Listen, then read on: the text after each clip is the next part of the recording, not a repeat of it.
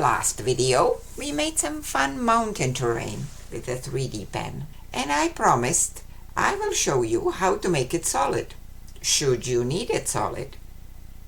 And you probably do, because these grids are great for quickly checking what the final shape will look like, but if you are making a piece of terrain for a tabletop game, you will want it sturdy, and with a solid surface you can possibly embellish further. We will use the same contour lifting technique as in the previous video, but this time we'll plan to make it solid from the start. This piece of real estate is rock solid, but still quite light and relatively smooth from the start. So let's look at how to get there. Let's start at the beginning. I'll trace the first contour, and this time I will fill it in, just leaving a little opening in the middle for a skinny stick, so I can keep checking if my center point is really staying above the center. This bamboo skewer is my Z-axis. I will be lifting the project up along it like so. While the first layer is cooling, I will trace the second contour. Then pop the first one off the surface and lift it off the ground a little bit, hence the name contour lifting. How much is a little bit will vary by the project, as we explored in the last video. Today I will use the height of a pencil. The first layer is always a bit awkward to attach, because there is usually only enough room for a single pencil. It gets easier when there is room for two. Make the first few connections downward and let them cool completely before you remove the pencil and move to the other side.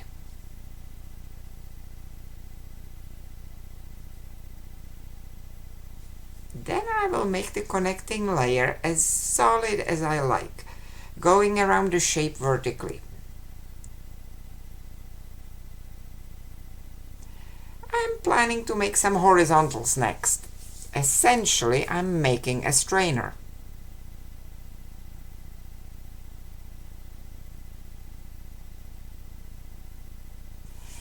And then we'll just repeat the process. Now there is room for two pencils, which will be way more stable. Let's check the vertical again. The bamboo skewer is pretty low-tech tool, but I figured everybody has some stick at home, like a knitting needle or a piece of wire. Plus, there are other ways of doing this, which I will talk about in a minute. Theoretically, two connections on opposite sides are enough to hold up the layer once they are cooled down and solid. See, it is staying up, even without the pencils.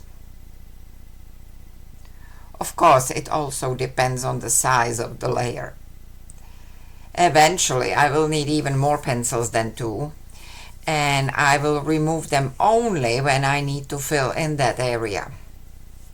I am ready for the next contour, and as it all gets bigger, I am going to double or even triple the contour lines to give the piece more strength.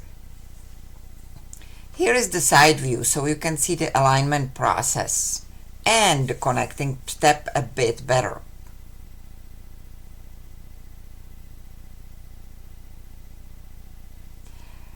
Remove the spacers and fill. I got ahead of myself and forgot to do the horizontal fill on the previous layer. But no big deal, we'll do it now. It is quite forgiving and flexible workflow.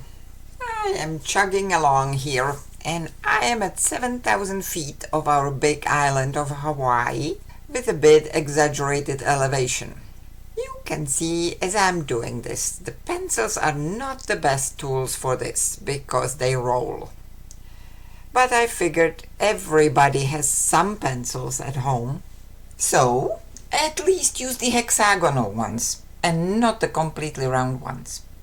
Actually, if you are going to buy something for this purpose, the flat carpenter's pencils or square dowels work way better. Depending on what height of spacers you decide you need, you can use Jenga tiles, dominoes, craft sticks, or craft sticks glued together, or cardboard cut into strips, whatever flat, stable things you have at home. Now that I'm done with the 7,000 feet layer, I can see that the next contour connects what I just made to the next mountain peak in the neighborhood. And then the contour after that adds this smaller peak at 5,000 feet. So I better start worrying about making all the other peaks at this point, so I can add them in when needed. In addition to the pencils rolling, the bamboo skewer is not ideal either, because you can't tell if you are holding it perfectly perpendicular to the surface or not. Normally, I work on a turntable with a wire sticking out of it.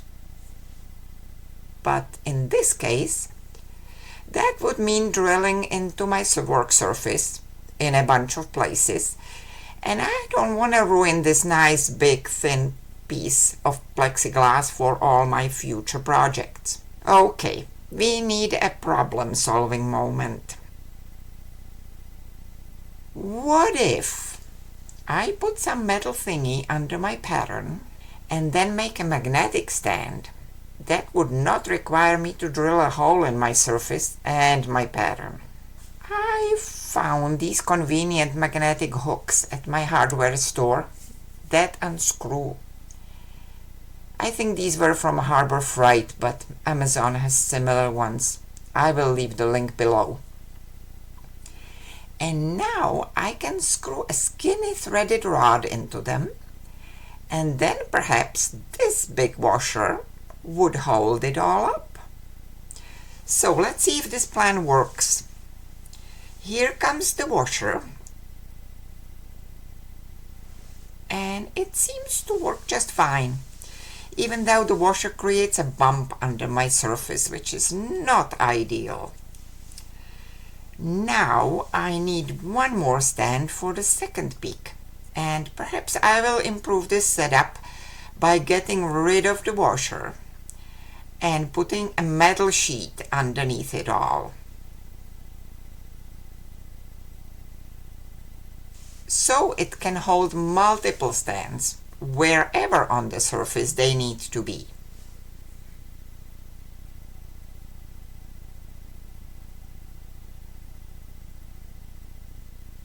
Now, the map doesn't specify what exactly happens in this valley here, but I will make something up.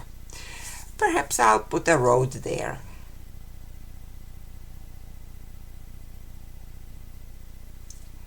Here is the beauty of my two new stands. I can just lift the setup, stick the spacers under it, and it all stays stable. I will still use my bamboo stick to place my third peak here, because it is too small to fit anything underneath it anyway. You don't really need this big elaborate setup. You can do it all with the stick and just eyeball it, one peak at a time. But it is convenient to have if you are making a huge project. Okay, the coastline's done, except for this little piece right here where the contours are too close to draw until the previous one is out of the way. So let's lift it. Oops! I just nudged my magnets out of place. I will put something taller in there to give myself enough room for the pen. Now I can finish the coastline. If the contours are too close, you need to lift the previous one first and then draw the next one. It came up a lot in making the second mountain because it's way steeper terrain. By the way, always start at least a little bit of the next contour somewhere before you lift, so you don't lose your place.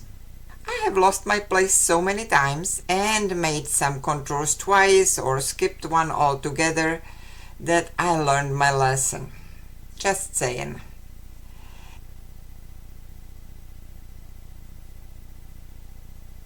Now, I need to nudge my magnets back into place, but fortunately that's an easy task because I can always realign the edge on all sides with the correct contour.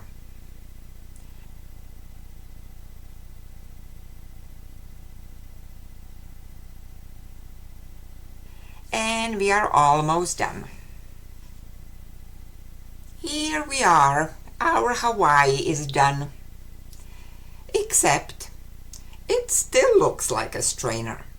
Of course, you can go over it all one more time and seal all the holes. But wouldn't it be nice to just seal the whole thing with some pliable self-hardening putty and be done? The best sealant for PLA is obviously PLA. So let's apply it as if it was a pliable self-hardening putty,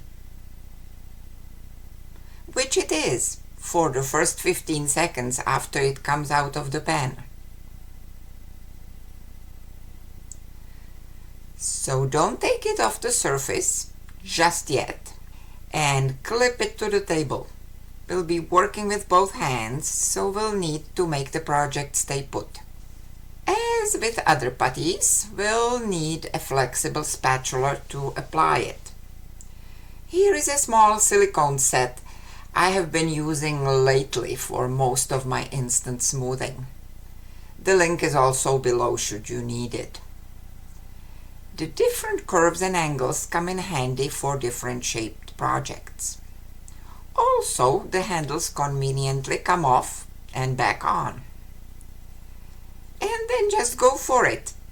It helps to crank up the pen as hot as it will go to give you more spreading time. It just takes a bit of practice, like everything. I have an instant smoothing video that is linked in the description. Actually, it may be time to make an update soon, since I'm way better at it than I was 3 years ago. If you are wondering, this is double the speed, so it goes on a bit slower than this. This is 4 times the speed, but even at the real life speed, it is still way faster than filling it in the traditional way. Plus, it makes the next smoothing step way faster too.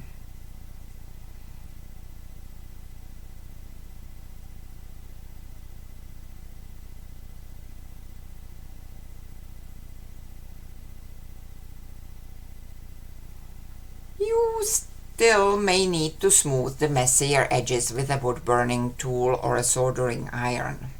But you don't have to remelt the whole surface again, which is an amazing time saver.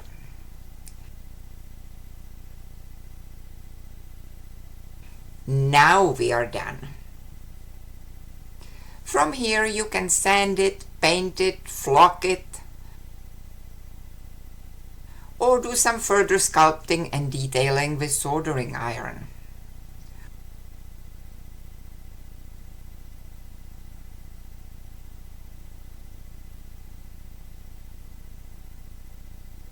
Or a Dremel tool.